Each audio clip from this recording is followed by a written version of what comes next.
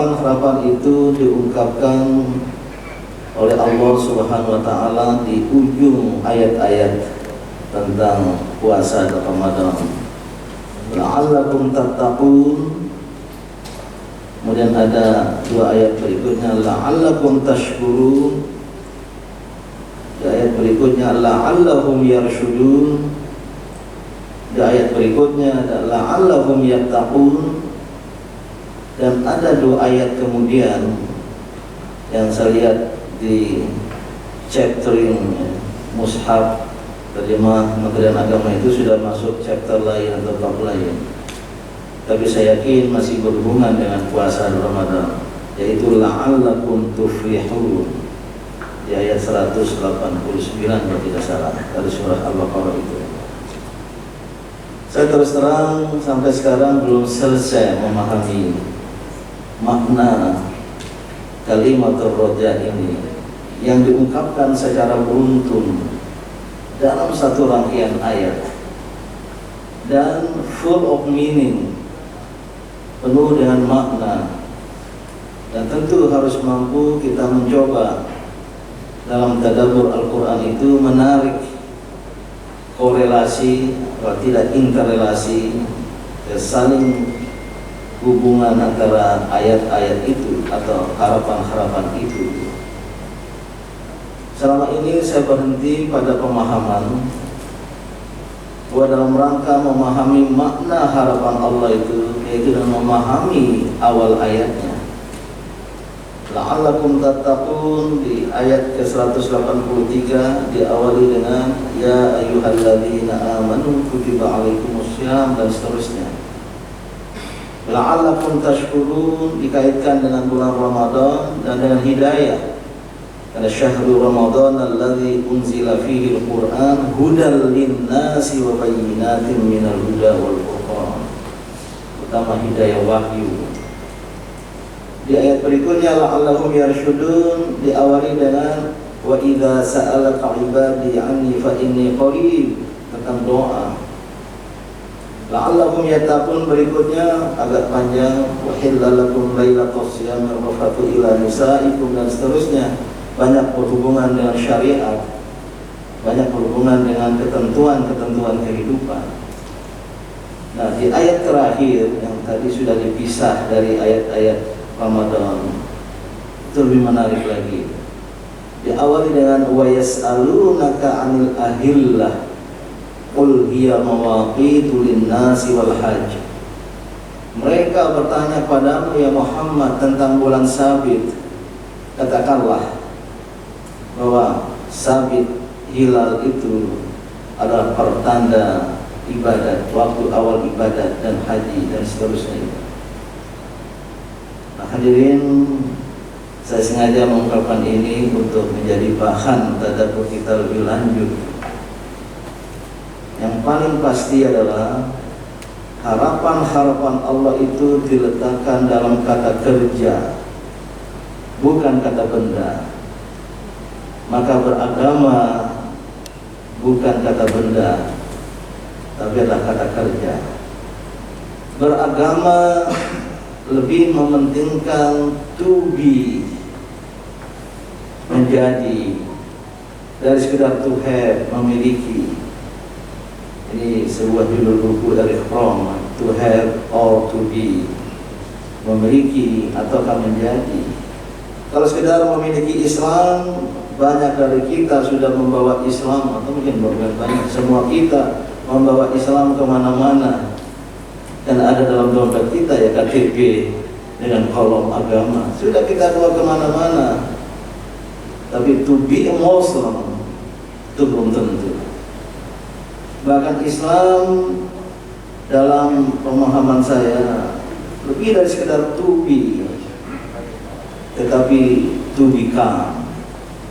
To be or to become hampir sama. Itu mementingkan proses of becoming, proses menjadi, daripada sekedar state of being. Ya, sudah cukup kuat state of being, menjadi Muslim.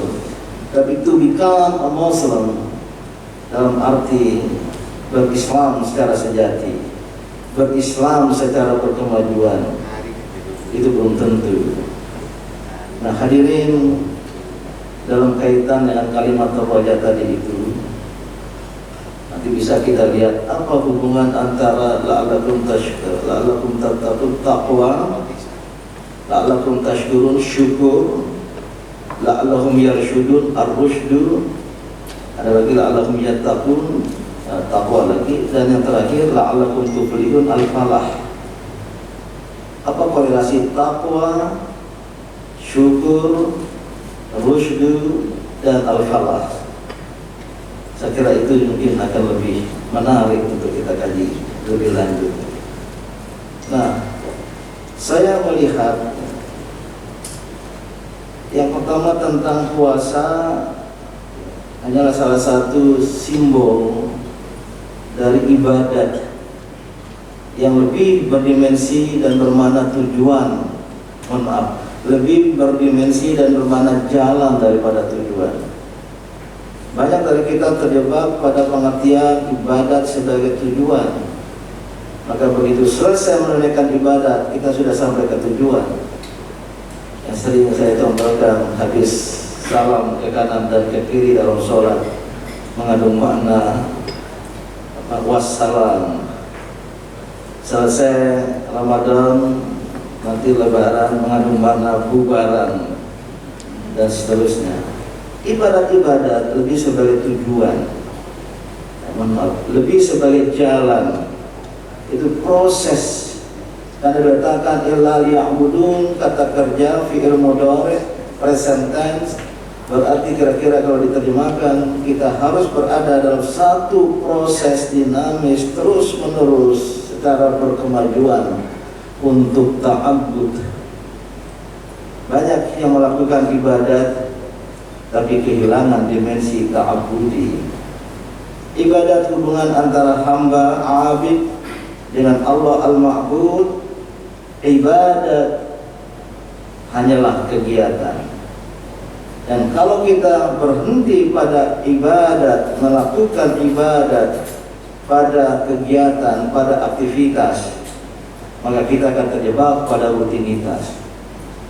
Tapi dimensi dan esensi ibadat itu, relasi hubungan manusia dengan Sang Pencipta, abid dengan al-ma'bud, adalah ta'abbudi. Ta'abbudi lewat mengerjakan ibadat itu proses mentransformasikan diri, self transformation, agar kita naik ke atas dari posisi sebagai abid di bawah untuk mendekati al-ma'bud di atas. Self transformation semacam inilah yang sangat dipentingkan di dalam kita menunaikan ibadat-ibadat itu. Sering kita sholat tapi kehilangan makna ta'abbudi. Padahal as-salatu mi'rajul mu'minin, seperti Rasulullah SAW yang pernah bermi'raj dan bahkan berada sedekat-dekatnya dengan Allah di Sidratul Muntaha itu. Namun yang kedua, setelah kita mampu melakukan ta'abbudi, self transformation, naik ke atas, kita harus turun ke bawah. Maka berlakulah hubungan al-khaliq Allah dengan manusia al-makhluk.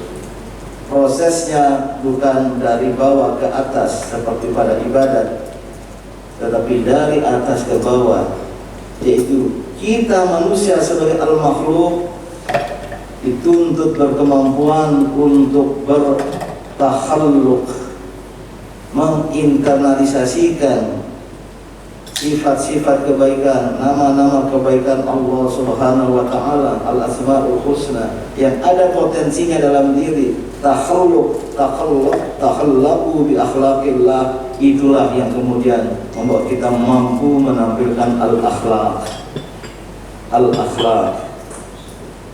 Saya diberitahu narasumber saya di rumah ada hadis, saya baca langsung hadis itu. Likulli dinin khuluqun, setiap agama ada akhlak, ada paradigma etik. Wa khuluqul Islam al-haya, sedangkan akhlak Islam itu adalah malu, rasa malu yang tadi oleh Ketua PFM dijelaskan. Wa illam tastahi fasna ma syi'ta, Jika kamu tidak punya rasa malu, berbuatlah semalu-malumu. Al-haya'u minal iman. Malu itu adalah refleksi dari keimanan. Maka terkait ayat-ayat tadi, maksud saya harapan-harapan Allah tadi itu, kalau ditelusuri secara mendalam ada benang merah pada al-haya'. At-taqwa yang tadi wiqayah, berhati-hati, itu haruslah dihiasi dengan al-haya', dengan rasa malu. Kalau seseorang mukmin mukminah yang melakukan wiqayah, kehati-hatian di dalam berkehidupan, di dalam berbuat, itu berhimpit dengan al-haya'. Maka esensi dari ketakwaan itu al-haya'. Itulah al-haya'u minal iman. Dan itulah yang membawa manusia pada tingkat tertinggi, tidak hanya beriman dan berislam, tapi berihsan. Al-ihsan an ta'budallaha ka'annaka tarahu fa illam takun tarahu fa innahu yaraka. Yaitu adalah kita beribadah kepada Allah seolah-olah kita melihat Allah. Karena jika kamu tidak melihatnya, sesungguhnya Allah melihat kamu. Allah bagaikan CCTV Maha Agung, bukan bagaikan, dan memang demikian. Lebih dari CCTV. Kalau ada al-haya, kita muraqabatullah dalam hidup ini, mungkin tidak ada manusia yang mau berbuat kejahatan, yang mau melakukan pelanggaran, yang mau melakukan kemaksiatan, kemungkaran. Dan inilah bagian terakhir dari rangkaian harapan Allah tadi itu. Saya tertarik pada ayat terakhir 189 yang ditutup la'allakum tuflihun, diawali dengan wattaqullah, bertakwalah kepada Allah, la'allakum tuflihun, agar kamu semua memperoleh al-falah, kebahagiaan dan kemenangan. Ini yang kemudian diulang berkali-kali setiap menjelang sholat hayya 'alal falah, baik pada adzan maupun pada iqamah. Hayya 'alal falah, sebuah ajakan perintah kepada kemenangan. Namun ajakan dan seruan ini tak bersahut. Ajakan dan seruan ini masuk di telinga kanan dan keluar di telinga kiri dari umat ini. Mereka tidak bergerak untuk merebut kemenangan dalam kehidupan ini, terutama dalam kehidupan dunia ini. Nah, dalam ayat terakhir tadi itu diawali dengan wa yas'alunaka 'anil ahillah qul hiya mawaqitu lin-nasi wal hajj. Mereka bertanya kepadamu tentang bulan sabit, katakanlah bulan sabit itu pertanda bagi manusia untuk beribadat dan untuk menunaikan ibadah haji. Berhenti sampai di sini. Awal dari ayat ke-189 tadi itu adalah penghargaan akan waktu. Penghargaan akan waktu. Saya sudah mencoba meneliti tradisi agama-agama dan kitab suci, dan saya bertanya kepada tokoh-tokohnya yang saya temui. Maka saya berkesimpulan, tidak ada satu agama pun dengan kitab sucinya yang menekankan pentingnya waktu kecuali al-Islam dengan Al-Quran. Bahkan sampai Allah bersumpah atas waktu dalam Al-Quran. Wal asri, demi masa. Wal fajri, demi waktu fajar. Wal laili, demi waktu malam. Wal duha, demi waktu duha. Apalagi wasyamsi wal qamari wal najmi, semuanya berhubungan dengan waktu. Inilah agama yang sangat menekankan tentang waktu. Dan yang kedua, Islam sangat menekankan waktu dalam melakukan peribadatan. Tidak ada ibadah dalam Islam kecuali berhubungan dengan waktu. Kapan kita berbuka puasa terkait waktu. Kapan kita sholat terkait waktu. Kapan kita menunaikan ibadah haji terkait waktu, bahkan zakat dan lain-lain. Luar biasa. Dan itulah makna di ayat kedua, ayat rangkaian tentang Ramadan ini, ayyaman ma'dudat. Ayyaman ma'dudat. Nanti di ayat tentang haji, ashhurum ma'lumat. Mungkin ada yang pernah mencoba bermenung tentang frasa pendek ini. Ayyaman ma'dudat, pada hari-hari tertentu yang berbilang, yang dapat dihitung. Itu sebuah dimensi waktu yang pendek. Itulah ajalan musamma. Itulah ajal yang telah ditentukan oleh Allah kepada kita dalam hidup ini. Artinya apa? Isilah waktu dengan sebaik-baiknya. Ayyaman ma'dudat bukan sekedar diterjemahkan pada hari-hari tertentu puasa, tapi ada pesan, ada moral teaching di balik itu, agar kita memperhatikan waktu yang singkat, dimensi waktu yang sangat singkat itu untuk diisi dengan produktivitas, dengan kerja. Itu pula lah ya, pada ayat terakhir tadi, saya ingin kaitkan ayat terakhir dengan ayat kedua. Wa yas'alunaka 'anil ahillah qul hiya mawaqitu lin-nasi wal hajj. Tentang hilal, tentang bulan sabit, nggak usahlah dipersoalkan kapan datang hilal itu. Nggak akan ketemu antara seeing is believing, mempercayai sesuatu dengan melihatnya, ru'yah, dengan knowing is believing, mempercayai sesuatu dengan mengetahuinya. Tidak akan ketemu. Tidak akan bisa bertemu antara ar-ru'yat bil aini, harus melihat, dengan ar-ru'yat bil aqli, yang hisab. Dia akan ketemu, biarlah masing-masing. Tapi yang paling penting, sadarilah ayyaman ma'dudat, yang kalian bersibuk-sibuk untuk bersepakat atau tidak bersepakat tentang kapan datang Ramadan, kapan datang Syawal. Yang paling penting ayyaman ma'dudat, waktu tertentu dalam hidup ini yang perlu kita isi. Kita tinggalkan sebagai PR pada ayat terakhir itu ada walaisal birru an ta'tul buyuta min zuhuriha. Bukanlah suatu albir, kebaikan, kebenaran, yaitu engkau atau kamu mendatangi rumah dari belakang, dari pintu belakang. Walakin albirra man ittaqa, tema dari Nasyatul Aisyah. Kemudian ada perintah wa'tul buyuta min abwabiha. Masuklah rumah itu dari pintu-pintunya, untuk pintu-pintu depan. Tapi saat saya belum selesai memahami perintah di Al-Baqarah 189 ini, kita di sementara berdisiplinlah, tegakkanlah ketentuan, lakukanlah semua peraturan, baik agama maupun yang terlahir dari ijtihad manusiawi, prokes, physical distancing atau 3M, khususnya physical distancing. Itu adalah ketentuan, itu adalah peraturan. Fas'alu ahla dzikri in kuntum la ta'lamun. Tanyakanlah ahlinya jika kamu tidak mengetahui. Inilah ikhtiar insani. Walaupun di ayat Ramadan ini ada apa? Spiritual closing, mendekatkan diri kepada Allah. Wa idza sa'alaka ibadi anni fa inni qarib, doa. Yang ini bab ini sekiranya menarik. Allah dekat. Ud'uni astajib lakum, berdoalah kepadaku, aku akan mengabulkannya.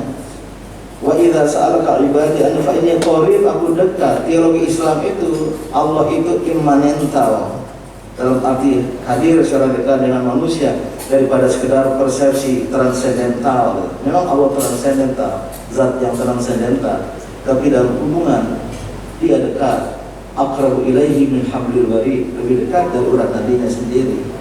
Maka ketika berdoa, Allah akan menjawab. Saya berkesimpulan tidak ada doa yang tak terkabulkan. Kalau belum terkabulkan sekarang, hanyalah keterkabulan yang tertunda. Mungkin tak terkabul di dunia, nanti terkabul di akhirat. Syaratnya dua, falyastajibuli wal yu'minu bi, dalam mereka beristijabah, yastajibuli, beristijabah, mengharapkan terkabulnya doa. Tapi istijabah saya baca di 1-2 kitab tafsir itu, istijabah itu yaitu kita responsif terhadap perintah-perintah Allah, bukan mengharapkan doa terkabul, tapi yastajibuli, kita beristijabah dengan ajaran-ajaran agama. Tidak akan terkabul doa kalau kita tidak beristijabah. Kita berdoa terus-menerus tapi kita melanggar ketentuan-ketentuan Allah. Itulah istijabah. Wal yu'minu bi, dan beriman kepadaku. Itulah prasyarat doa. Kembali ke ayat terakhir, ini bolak-balik kita. Wattaqullah, yang diperintahkan di ayat pertama tadi, la'allakum tattaqun, laksanakan secara sungguh-sungguh, maka itulah yang membawa kita pada la'allakum tuflihun, akan menjadi orang-orang yang peroleh kemenangan.